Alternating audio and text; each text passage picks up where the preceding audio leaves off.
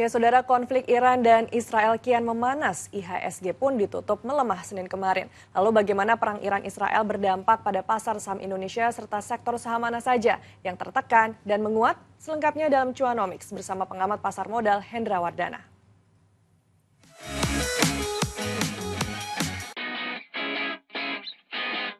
Seberapa besar sih pengaruh dari konflik Iran-Israel ini terhadap pasar saham Indonesia terutama IHSG itu berarti kayak gimana tuh Mas Hendra?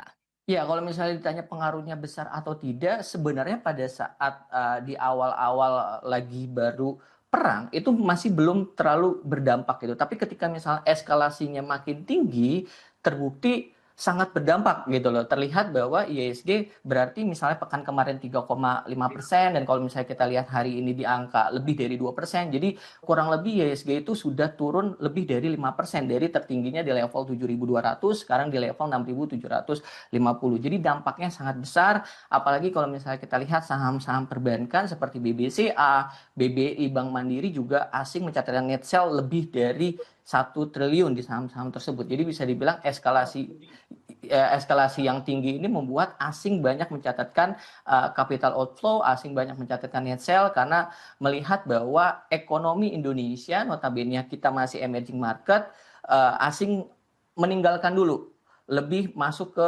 negara-negara yang notabene relatif aman. Berarti sektor mana saja sih sebenarnya ikut tertekan dengan adanya konflik di Timur Tengah yang semakin memanas?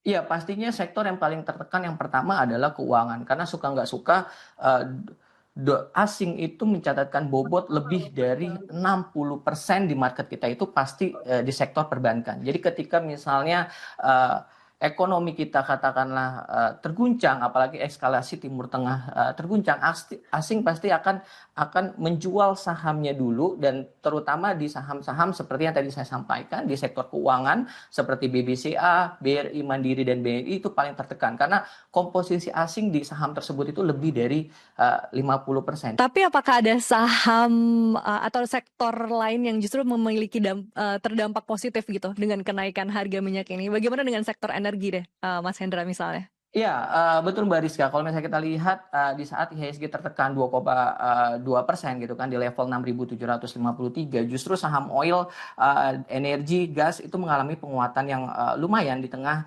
katakanlah IHSG mengalami pelemahan yang signifikan. Berarti apakah juga ada indikasi kalau sekarang investor banyak beralih ke instrumen safe haven nih? Iya, betul Mbak Rizka, bisa dilihat bahwa ketika misalnya harga emas mengalami penguatan karena bisa dibilang ketidakpastian global atau ketegangan yang terjadi di Timur Tengah, otomatis para investor itu akan FOMO ke emas gitu kan. Bisa dilihat bahwa harga emas per antam hari ini aja bisa dibilang mengalami kenaikan di angka 1,9 juta per gramnya. Jadi bisa dibilang ya memang investor juga masuk ke emas gitu. Tapi hal yang paling penting adalah bahwa di saham pun, di market kita pun juga ada sektor emas. Dalam hal ini kalau misalnya kita lihat Antam, NDK atau PSAB juga sebenarnya selain oil and gas juga sektor emas juga mengalami penguatan di hari ini.